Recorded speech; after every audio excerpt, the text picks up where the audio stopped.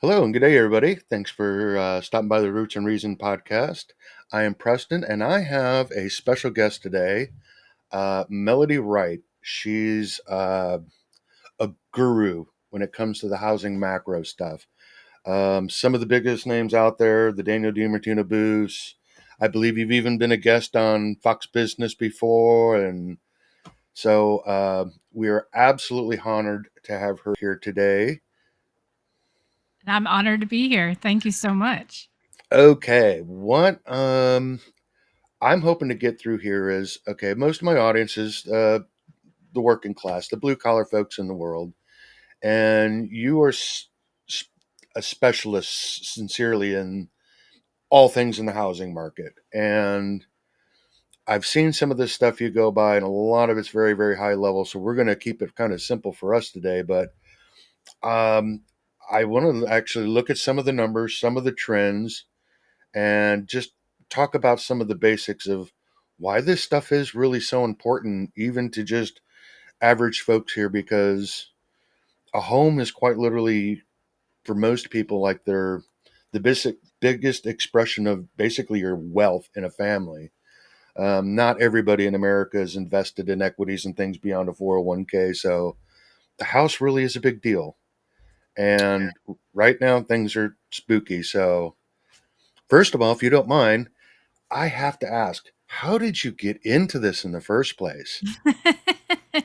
So I fell into it by accident, which is how most people get into mortgage, Preston, because mortgage means death pledge. I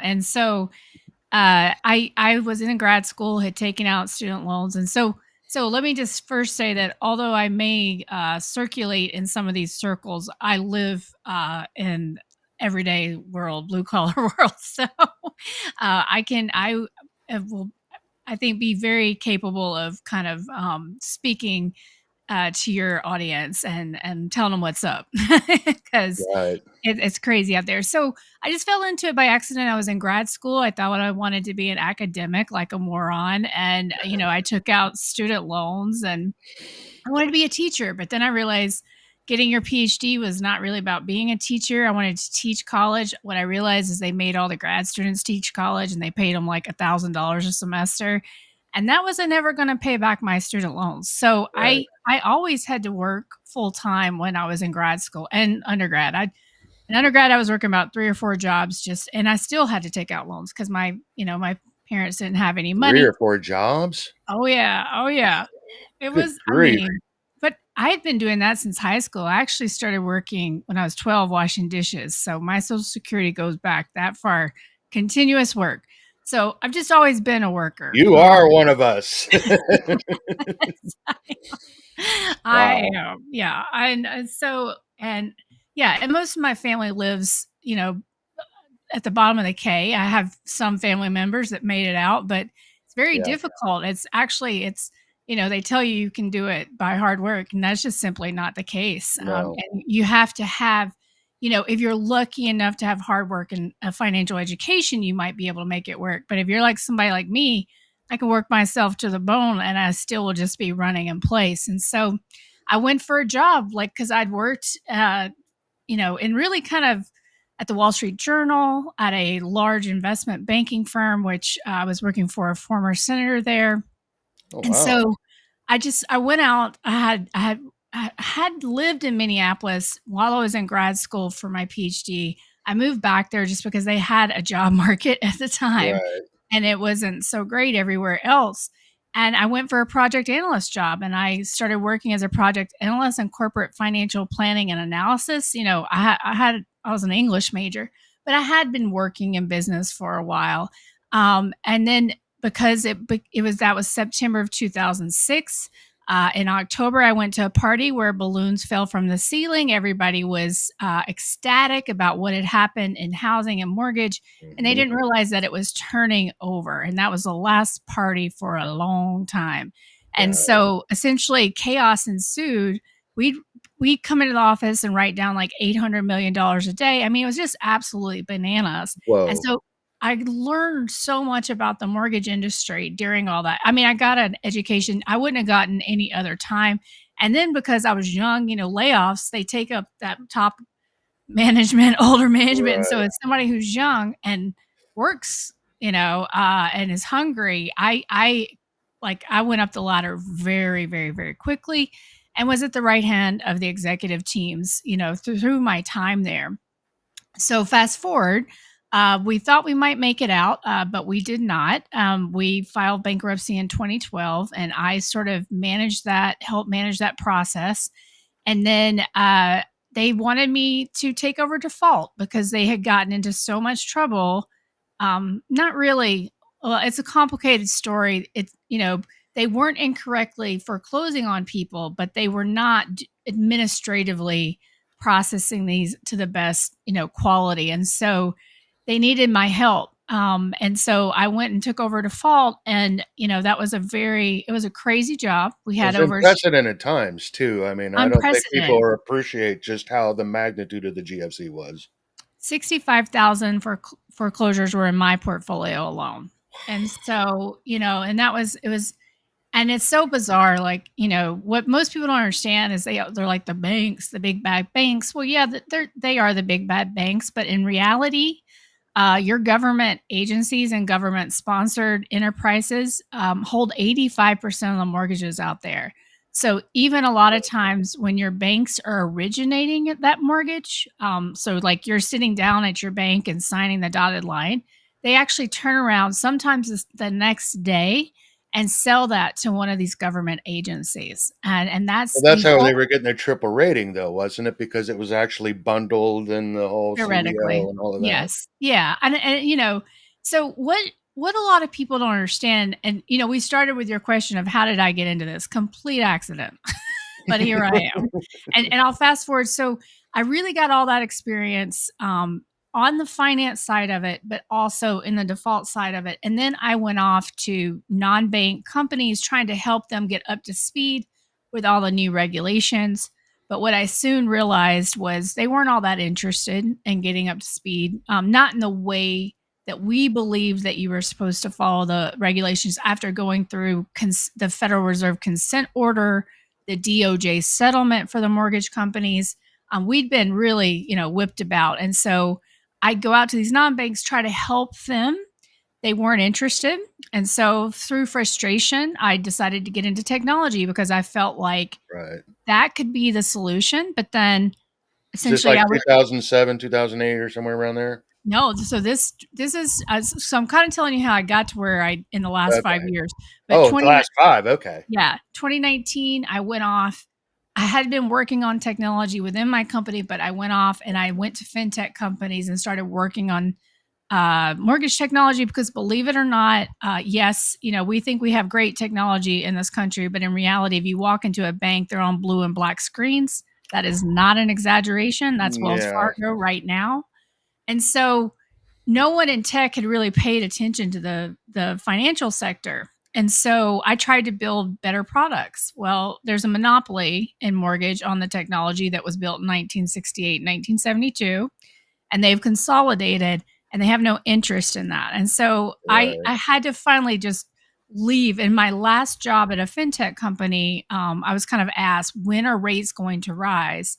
And I sort of jumped back into macro because when I was pursuing my English degrees, I was also, I kind of transitioned over economics because I was studying post colonial literature. And that's all about these development loans from the IMF, the International Monetary Fund, that kind of thing. And so was always living You're in, never bored, are you? I I'm mean, never, it's not possible. You've got so many interests in things. It yeah, has to be impossible for you to ever be bored. I don't usually get bored. But so all of this, and I start listening to Bloomberg, and they're talking about the housing market, and I'm like, what are you talking about? I could just see that what was being said in mainstream media had no Right. relationship to reality. And so then I went and got out on the road because they were saying we had an inventory shortage. Through my research, I knew that that was simply not the case. Was it misallocated? Was it mispriced? Right. 100%. But we have inventory. We have plenty of inventory for people. It's just mispriced and misallocated. And so that's how I got started on social media. Is my first post that kind of went viral that Danielle DiMartino Booth retweeted was after my visit to Austin and what I saw there, which was just, and this was in January of 2023. And everyone told me I was a crazy person. And just look at where Austin is right now. But I can Right. tell It's you like that I almost one got of the roasted. epicenters, is it not? Oh, I it's the mean, epicenter. But I got roasted on social media. Roasted. Everyone called me a crazy person. Zonda, who is the big new home mhm. consolidator of, they have a platform. I mean, they told me I was crazy. It was just, it's so funny now because they were just on Yeah, stage. I watch it, Yeah. and I notice all of a sudden lately, Yeah. a lot of folks have been silent, haven't they? Silent, or they're talking about a modest decline. And it's just like, that's not what the math says. That it's just not, because we are simply at the most unaffordable levels for housing that we've ever seen. And Yeah, people can nitpick about it, but there's one chart, I don't know if we can bring it up or not. absolutely. Feel Yeah, free to and share. yeah, and so let's see. It says I'm sharing, but I'm not sure it Okay, was. yeah, let me jiggle the handle here. There we Okay, go. there we go. So this is really, really important to think about. So on the left hand is the existing home price. So in the housing market, they always bifurcate it and talk about the existing home market. Think of that as the used home market Okay. versus the new home market. And so on the left, you'll see the new home prices. And this is, we're looking at also household median income. So those little blue bars are the household median income, and you can see they haven't that hasn't moved up all that much, and that this series goes back to 1999. What has moved up are those median home prices, Right. and you can see this ratio between the home prices and that existing home price to median income. And you can see we are at almost the most unaffordable levels. Only like in 2022 we really peaked, but this is the most out of sync we've been. And what does this mean?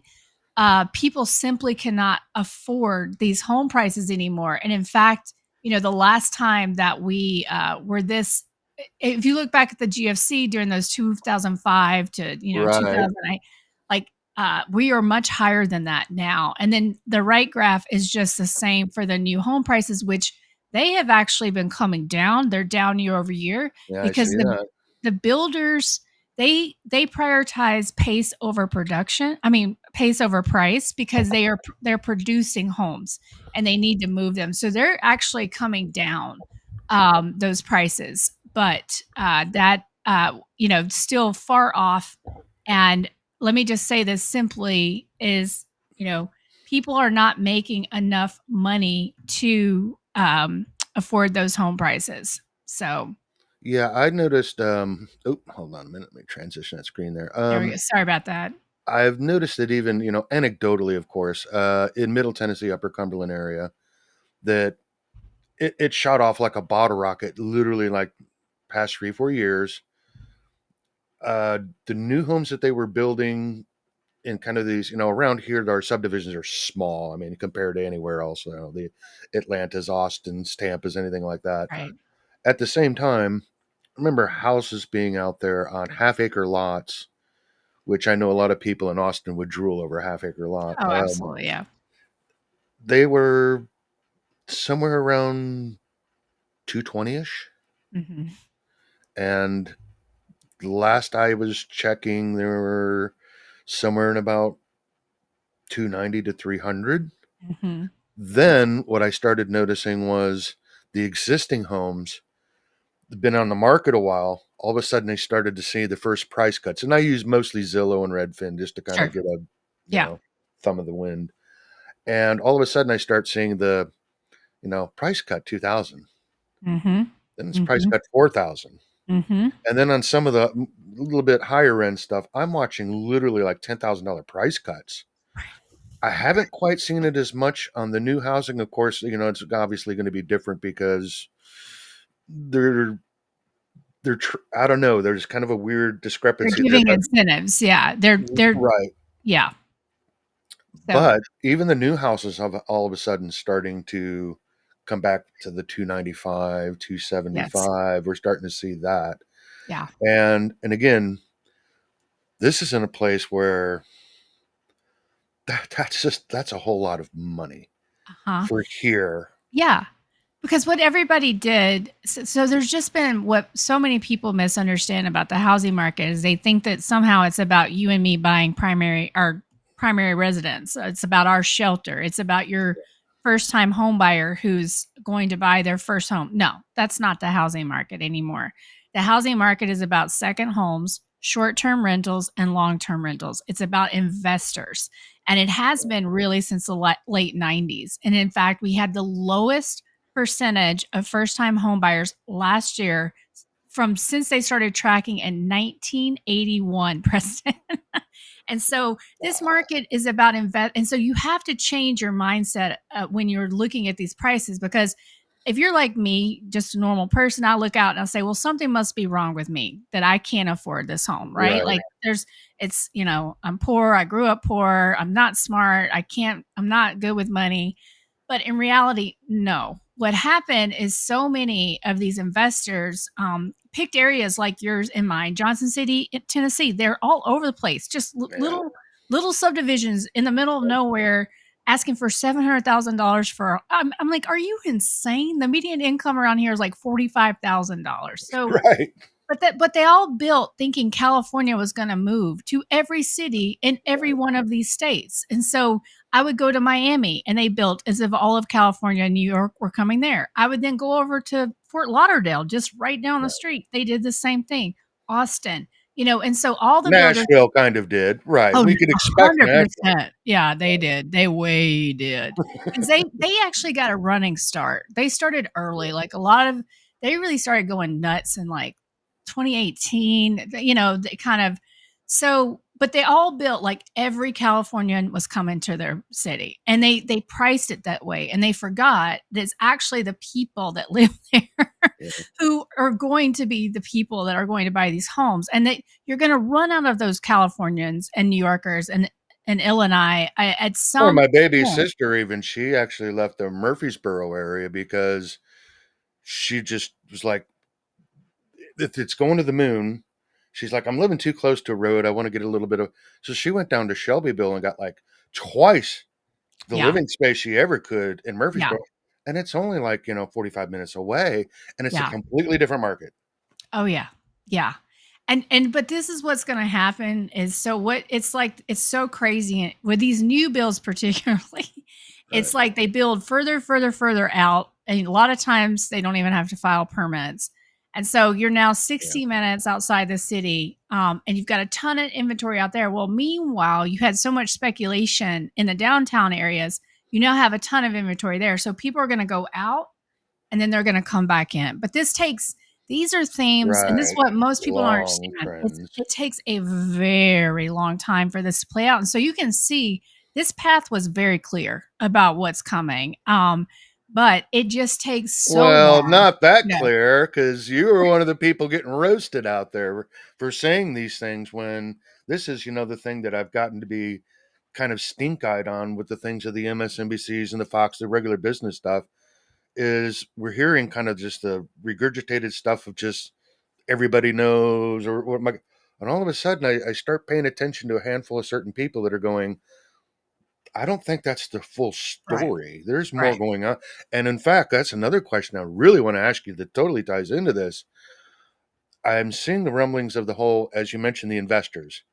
And the other thing being like private equity. This is like this dark pool of money and things Mhm. that are going on, in addition to like the B&B scenario, because I know Daniel DiMartino Booth has actually mentioned that going, Mhm. and I got to see, tell us a little bit about that, because honestly, I think this is another thing that just totally off a lot of people's radars, and it's scary. No one so Airbnb was super smart, and I'll see while I'm talking if I can get another just visual up for you. They were super smart, and anytime you would go to like somewhere like Austin, and you would search for an Airbnb, they would only show you 1,000 listings. So what would you think, Preston? I mean, you probably think there's only 1,000 available there, right?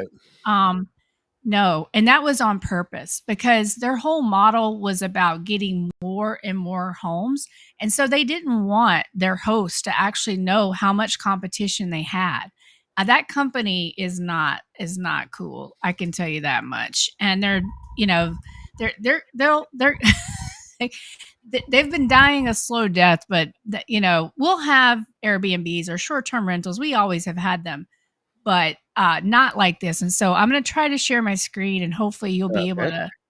to grab it here. This is from a really great website called Inside Airbnb, and this is a picture of San Diego. Um, Okay. and and I want you guys to just see. You see all this? Okay. These are all. There's almost 13,000 No Airbnbs way. in San Diego. So do you see all these here? That's unreal. Right. Oh, Right. I would have never dreamed. Right. So let me show you Austin. 15,431. I mean, they've got plenty of hotels there. Like, why on earth would you ever need No, that? these are mostly going to be, as you mentioned, these are investor type scenarios. Are these more the mom and pops or Yeah. a mix of both? Well, well, yeah. So it's the mom and pop. The investors can be either your institutionals or your mom and pops. But we've Okay. definitely seen over the last 2 years as your mom and pops got more involved. But if you know Austin at all, like this is just so unbelievably unnecessary. Wow. And of course, if you search there, it'd only say 1,000. So this is I call it an infestation, and I'm gonna stop sharing so we can switch here back to here we go. Okay. Um, but yeah, I talk about it like this looks like a disease map to me. I mean, that's Yeah. what it looks like, right? And so it's an infestation, and everybody got in, all your millennials who wanted passive income, because what a lot of I people admit don't, I've been thinking I've thought about doing the same. I've got some land on the side and I thought, yeah. hey, a lot of ATV people kind of up here in the country and stuff. There's no way. I had no idea the numbers were that. I'm aghast. I Yeah, just I bet too we could find near your area because I remember when that area started getting a little interest. There started to be a little development. Yeah, and when I just came through Cookeville, I was like, what happened here? I mean, because right. I probably hadn't been there since probably 2018. And I just went through there, and but I mean, honestly, from Well, not Crossville too, the whole oh yeah, Fairfield Glade Crossville. north of there, That's what I unreal. Unreal, actually, you're correct. Crossville is way more unreal than Cookeville because when I went to Crossville, I remember we were doing like a little sisters weekend, and we didn't realize there was like a nudist colony, right? Oh Did yeah, you there's know all this? kind of weird Yeah, stuff going on weird in stuff. Crossville. But anyway, Crossville is now very, very different than it used to be. Yeah, But yeah, so this speculation, what's happened is your institutional investors have started selling, especially in places like San Antonio and Atlanta because yeah, they can't afford it anymore because you had all these people go out and pay prices that are too high. But then what happened was insurance started to go up because there yeah. were just all these extreme events with the fires, with the hurricanes last year, and the floods in Kentucky, the floods in the middle of the country. I mean, FEMA says that essentially 99.6% of counties flood every year. Now that's Yeah, a my small, property tax is literally just close to double this year, yes, and the insurance went up more than that, and yet my appraisal only went up like 34%. right, And I'm like, man, I'm getting cheated here. right. What the heck? Right. Right. And so it's so in right now, all the Californians just got their insurance increases because of the Palisades Yeah. fires. And one of my good friends is like, I'm in North California. I don't have any fire risk, and mine increased 40%. But that's the way it works out there. The insurers and the people, the other big insurance companies and those that are insured have to share what was lost. In addition to that government sponsored California Fair fire plan. So it's Well, I can imagine the impact on stuff that, I mean, I'm looking down both barrels of retirement in a couple of years off, and I'm salivating on the days that I could spend my days fishing and stuff. And all of a sudden, I'm thinking, okay, between my investments and savings, Social Security, whatever, if I start seeing things like property taxes and these things increase at this rate, wow, I don't know if I'm going to have enough now. I'm going to end up one of those guys saying, "Thank you for coming to Walmart." I'll be a Mhm. greeter, you know. I mean, Yeah. I am concerned, and my other thing is with all that you just showed me, and I'm speechless. I had no idea it was that bad. Well, if all these people are dumping this, trying to make up bills and consolidate because the economy is kind of shaky, what's that going to do to people's? I mean, the investors, sure, they're going to slough that off. The defaults, bank's going to have to take it up. Then the insurance, we're back into a GFC kind of scenario, or it feels that way. But then all of us people that actually own our homes, that work our lives to the bone, all of a sudden crash. There goes, all my equity and everything, and it's kind of spooky. It's so spooky, which is why I've been pounding the table for, 2 years, just trying to get people to understand what was happening. And that's what I mean. If you really look at it, if you looked at what was happening, we got articles about insurance companies leaving Florida. And I wrote my article about the insurance crisis in Florida in October of 2022, because you could see what was going to happen, but everyone ignored it. Everybody ignored the Surfside collapse in Florida Right, and the assessments that were gonna have to happen on the condo. So, everyone has just kind of been, like, looking at their Zestimate and feeling awesome and feeling great and thinking, "Oh, right, I now have 200,000 more dollars than I thought I did." And then all of a sudden they're getting those bills in the mail and realizing, wait a minute, this isn't all roses. And in fact, just Google any town across the country and property taxes, and you will come upon a local story of people like storming the city council meeting, right, saying we simply can't afford it. And just think about people that have been in their family homes for generations. right, They say it's now like a mortgage, and it is. So you don't right, own your property. I mean, I mean, people have to understand this, because if you don't pay your property taxes, they can foreclose on you. They can right. take your property. Yeah, and I was kind of hoping one of these days we might see some kind of relief for the property tax thing. At least hey, when you're 65, you're free. Yeah. Um, Wouldn't that but I make don't know. sense?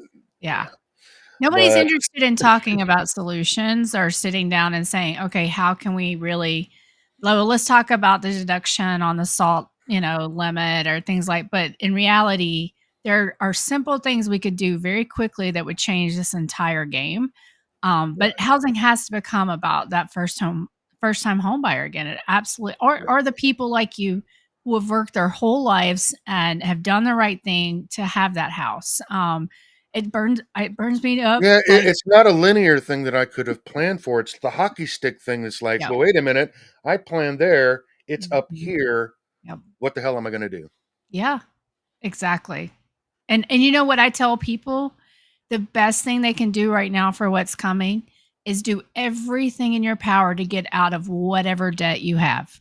Whatever debt. I don't care.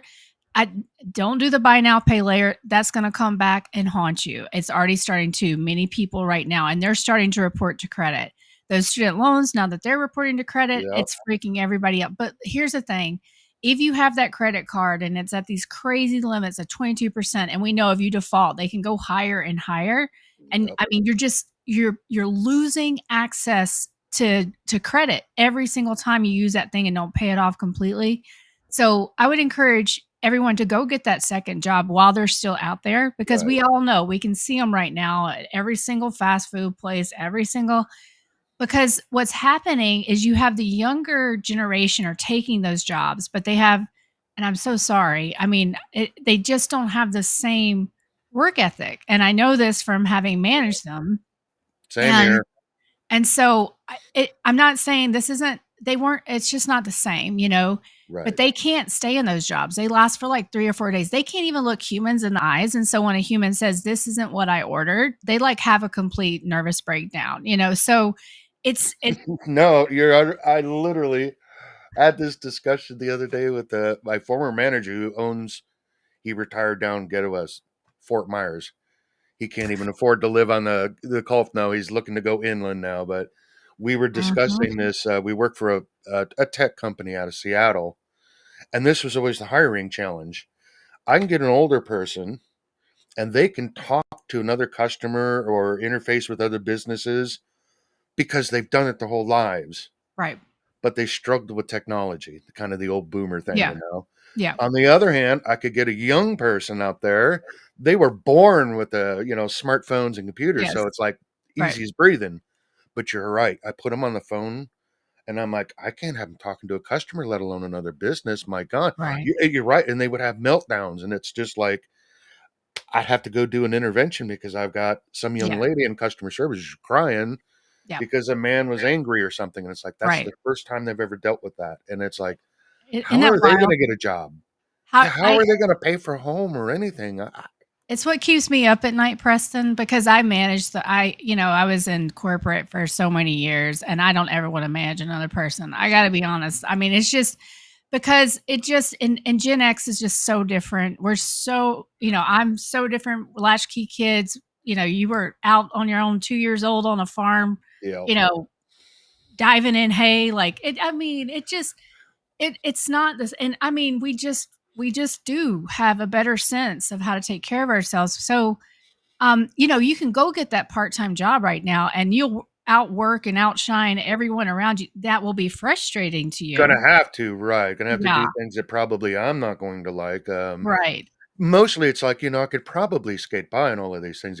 Again, also the one thing that in everybody's control is how much you spend, and that's another right. thing that blows me by about younger people that are carrying around a $1,600 phone. They went out and bought an $80,000 new car that's not even gonna last the time of the I don't payment even on the thing or understand that. junk. Yeah, And I'm seeing a lot of wild expectations. I'm like, you eat out 4 nights a week, you never cooked your own meals, and I'm like, yeah, there's a million things you can do to kind of control your expenses and things, right. but at the same time, when I was looking at these numbers of the cost of housing, I as much as I wanted like throttle some of the young folks, at the same time, I gotta be empathetic to their plight because I'm like, "Man, no way in the world they're gonna be able to afford this." I did it in my 30s and it's called doom spending and I remember very well like I I was working all the time, didn't have a social life, was, probably working 80 hours a week. Couldn't really, I mean, didn't have time to Yep, cook. I was exhausted. So I would eat out every night. I would run by Starbucks in the morning, whatever. And I said it all because I was like, I'm so tired from all that work. And I kind of justified it. But then what I didn't realize is really was getting further and further and further behind right. and at the time, I didn't know where I wanted to settle. I had always moved for work, so I wasn't sure where home was ever gonna be. I always thought maybe I'd buy a second home because I've lived in more corporate apartments across this country than probably I don't know. I probably am up there in the top Well, 10. that brings me to another question I've been dying to ask you too about is, again, being Gen X generation, my mother, sh got kind of a joke of the family, rest her soul, was the gypsy. And there was a thing called economic migration. We started out Oh, early yes. on. I was born outside of Chicago, went to Missouri and the Ozarks, kind of grew up there. For the whole point was, well, jobs pay the same there, but a cost of a house back in Branson, Missouri, before Branson was a thing. It was a tiny little podunk Right, town. The pay was the same, but the cost of living was way cheaper. right. And then all of a sudden, Branson got to be big, and all of a sudden, it's like, okay, we're starting to see the same thing. And I'm like, I went down to Tampa, and I brother-in-law and sister lived down there, and I just remembered picking up the newspaper. One, I made $3.15 an hour landscaping. I could afford an apartment with 1 week's check. 1 week went for my car and my insurance. 1 week went for all the bills and groceries, and then 1 week I put in the bank. And Wow. this is on $3.15 an hour. And if you lost your job in Tampa, just pick up the Sunday Tampa Tribune. Within an hour, by Monday afternoon, you got another job. Right. And I still have a dear friend, Charlene, down there, and I'm looking at their house prices, and I'm like, I just, I'm aghast. It's like, and again, she has a pretty good, she's worked same place 20 years, doing the airline stuff. And it's like, you're always just keeping above water. Right. It's like they can never get ahead. And even though she stayed the same place, her career went up, her partner's working full time and stuff, and it's just like the Treading cost of water. housing has went up so much. It's like people can't ever get to the point of saving. You know, you hear like Rick Rule always kind of goes on to that it's we're not benefiting savers anymore. But Right. economic migration was the thing for housing. Is that still a thing now? Because I try to point out to some folks, I know no young people would want to live in like Des Moines, Iowa, or some little podunk town in Kansas or something. But every now and then I see these things come up that say, "Hey, we'll give you a half acre of land if you agree to live here for 2 years. You Yeah. can then use that land to then put down on the house for the first time." And they're trying to really encourage people to go to places. Yeah. I Um, I think a lot of that happened during COVID actually, and I think that, I think that that will continue, but I think it's all slowing because every yeah, place has gotten too expensive. Because even the Midwest was kind of the last holdout, and then right. speculators just went nuts buying there, and they would call me and be like, Really? "Where?" "Oh, yes, last year, big time." Then the end of 23 and 24, and so you saw inventory kind of really shrink there because all the investors were buying it up. Because like, take somewhere like, although Rochester is actually the Northeast, they kinda have a Midwest feel, And but the they've got Rust that. Belt kind of area. Yeah, You're right. they have that semiconductor plant coming, and so everybody thought, "Oh," but, all of these projects bring very few jobs actually in the end. But I think that economic migration happens. Like, I remember my family growing up, my grandmother met my grandfather in California because they moved from Texas to California, grapes of wrath style, because they needed jobs. Then the whole family moved to Mississippi to start farming. And then they all moved to Colorado to do lumber when farming wasn't so great for a few years. And then all moved back to Mississippi Right. to do farming, so I think economic migration is always a thing, but I think places out in the middle of nowhere, I mean, you need the right jobs. And Right. unfortunately, what's happening for our young people is that those entry level jobs are just disappearing. And some of it is due to AI, but some of it is really due to just over hiring in general during COVID when everybody thought they were richer than Right. they were. Right. Now, the other thing too is, at least here in Tennessee, I try to encourage, any younger folks are going. We have a program here. You can, as a resident of Tennessee, I think you got to live here 1 year. You get a free 2 year college education. You could either Mhm. use that as a stepping stone to a 4 year, or go into a trade. And Tennessee's got a variety of programs. I'm trying to get the folks from Whisper Aero on in Crossville. It's a Okay. startup that they're building these high tech electric aviation motors for short things like the Johnson City to Knoxville to Nashville type regional flights Right. for electric aircraft. Wow. So it's, that's very innovative, kind of high techish stuff. And it's like Right. Crossville, Tennessee. Wow, really? Okay, cool. And they're like, yeah, because the state's partnering with these things. And it's like, Yeah. if I can get a kid that's got 2 year degree, at least he's skilled labor entering. Yes. And these are Yes. the people that we need to hire. And they're local 100%. and they're way cheaper than Yeah. California, New York. Yes. Yes. Yes. Yes. No, I am so proud to live in a state that does this, and I think that, there'll be many of my family members that take advantage of it, but I'll be telling a lot of them to, go trade, like, get a trade, like, Right. I mean, if you have a trade, I think you're gonna be set. And the other thing is, coding is kind of falling out of favor because AI can do a AI lot is of the doing it now. basic code, but what people can't do and what I've found, because I actually, before I fell into mortgage, I did have, I've done technology in some form or another my whole career. I was a network administrator, before I kinda got Huh. into mortgage. But, I was tired of telling people that their printer was out of paper, you know what I mean? And then and so it's like but like, Yeah. "My printer's not working. Is there any paper in it?" Oh, yeah, I was over that. But what people don't, back then when I was a network administrator, I knew how Exchange talked to, the operating system. I knew how it all worked together, but we Right. don't have any of that anymore. People know one niche, and what people really don't know is how to make machines talk to hardware.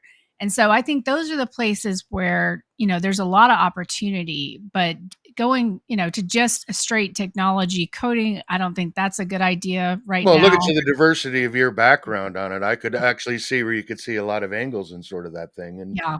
And again, I Yeah. don't know if that's a Gen X thing or anything, but I mean, I know I've held kind of a similar scenario of things. It's just life takes a lot of twists and turns, and a thing you just kind of absorb it all as you go.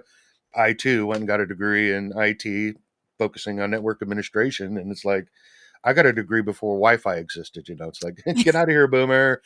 So yesterday. At the same time, I'm also kind of curious. One last thing, I want to be cognizant of your time. Oh, you're fine. Um,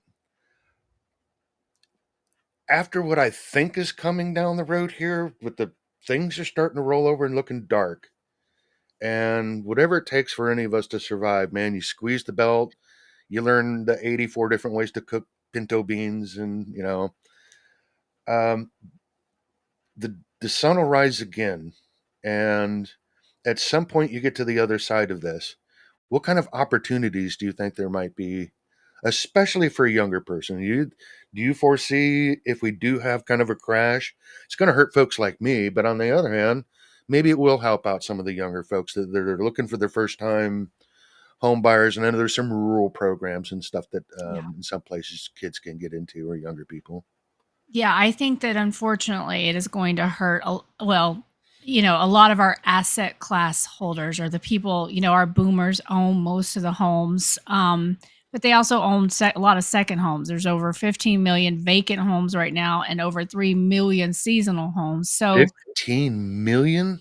yeah, these are the things you don't hear in mainstream media because they just want to say, well, we stopped building after the GFC. Okay, because we overbuilt, Right, Anyway, right, people right. aren't looking at our demographics. So there is going to be opportunity, but I think that we may see in this cycle the actual complete rinse out, meaning that housing is just going to be about shelter again, and it's not necessarily going to be about growing your wealth.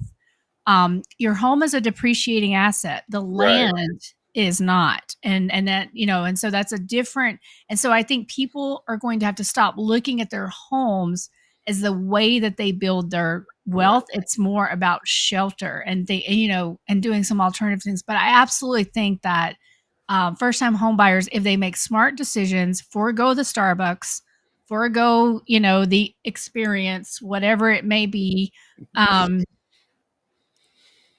I know I could go on Yeah, about it's a that that long. delayed Yeah, gr yeah. yeah, the delayed Um, gratification, man. yeah, just I get it. I preach it. I preach it. forego that and just, believe it or not, if you just didn't go to Starbucks, every day for a year, Yep. you'd have a mortgage payment. I mean, it just actually does build up. And yes, I wish we were all born with a silver spoon in our mouths. I wish that, I had done the smart thing and marry somebody rich. I didn't do any of that. I decided to just work my ass off. Sorry. Yeah. But that didn't get me to to well. No, And same so here. get your financial education, listen to shows like yours, listen to maybe sign up for the free version of my Substack, read because I'm going to tell you everything that's going on, going to tell you like where we are in all of this. But if you have the financial education combined with the ability to or the desire to make a few sacrifices, you are going to have a lot of opportunities in the future. Oh, absolutely. And I've even at my age, I started late, particularly in the finance stuff. It's one of those skills that's like between the formal and informal education of my life, I never really got. And it wasn't until all of a sudden it's like tick tock, and all of a sudden I start looking up, going, I'm getting old again. The grays are in here. And Mhm. it's like, I don't think I'm very positioned very well off. And I did take a real serious interest that even to this day, 1 hour of every day that I have is dedicated basically to the finance space. And it's Love listening that. to my handful of folks that I've got. And that's another thing. You got to sort out the clickbait, get rich, Right. foolish stuff, and actually just focus on the data. It took me a long time, and I'm still grossly ignorant of a lot of things, which is why I'm so gracious to have you on here, is because it helps at the end of the day to make just better decisions, because settling down to to purchase a home is a huge commitment. Yes. And lastly too, um, do you think that there's going to be any kind of government intervention into investors, some kind of curtailing, or because if we end up really kind of crashing hard, as it kind of feels like it, I mean, you can never predict these things, but if the market does drop precipitously just because of the glut, just of the overabundance of it, then if it's no longer feasible for invest, it's only a matter of time. Once that curve starts going the other way, investors are going to be piling right back. We'll just do the same damn thing over and over again. Once it gets there, but I have a feeling when I say the complete rinse out, I mean, before the Great Depression, we had a very similar phenomenon where everybody thought they wanted to be a landlord. That was the get rich scheme. Good point. But once you had these albatrosses around your neck, and again, this market is about speculation. It's not about first time home buying. And then suddenly they couldn't evict their tenants, like if you're in New York or California, or suddenly they had vacancy where they didn't before, and their insurance is going up and their property taxes, and they don't get the exemptions like in California when it's a homestead. They're going to be running for the hills, and so could the government come in? This is something I talk about. Could the government come in and take those actual homes onto their balance sheets and create some kind of program? 100%. I hope we don't get there, but that Or could the very well be. prevention of being able to allow private equity Mhm. to purchase single family homes. I mean, I could see the multi dwelling stuff, but single family Yeah. homes kind of, Mhm. we seem to just kind of doing it over and over again. And it's like you want to scream, and it's like, when is enough enough? I think we're getting close. I really do. And because our demographics, I mean, unfortunately, between 2025 and 2035, 15.6 million boomers will leave this planet. Between 2035 and 2050, it's 23 million, and they own the majority of the homes again. So all that shortage nonsense. And by the way, most of their kids can't afford it. I'm helping several children right now who are trying to sell properties they've inherited, or they took out leverage and they're in a default situation.